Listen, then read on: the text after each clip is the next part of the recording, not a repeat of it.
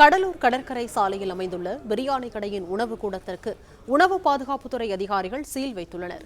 கூடுதல் விவரங்களை செய்தியாளர் லெசிராஜா வழங்க கேட்கலாம். லெசிராஜா, வணக்கம். விவரங்களை சொல்லலாம்.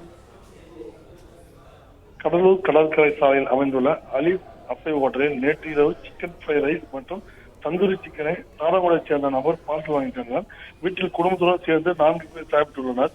கடலூர் தாராபுர பகுதியைச் சேர்ந்த கணவன், மனைவி, 2 குழந்தைகளுடன் இவர்கள் உணவை சாப்பிட்டு சிறிது நேரத்திலே ஒரே குடும்பத்தைச் சேர்ந்த 4 பேரும் வாந்தி, வயிற்றுப்போக்கு, வயிற்று வலி ஏற்பட்டு இதனைத் தொடர்ந்து கடலூர் அரசு மருத்துவமனையில் இவர்கள் அனுமதிக்கப்பட்டு சிகிச்சை பெற்று வருகின்றனர். இவர்கள் 4 பேரும் நலமாக இருப்பதாக மருத்துவர் தெரிவித்த நிலையில் இதுகுறித்து கடலூர் உணவு பாதுகாப்புத்துறை அலுவலர் புகார் தந்ததை தொடர்ந்து மாவட்ட நியாயமான அலுவலர் டாக்டர் கைலேஷ்குமார் தலைமையில் உணவு பாதுகாப்பு அதிகாரிகள் கொண்டு குழுவினர் நேரில் சென்று உணவகத்தில் ஆய்வு செய்தனர். அப்போது உணவகத்தின் சமையல் கூடத்தில் காலவகையான மசாலா பொருட்கள் மற்றும் கிரேவி போன்றவை உள்ளதை கண்டு அதிர்ச்சி அடைந்தனர்.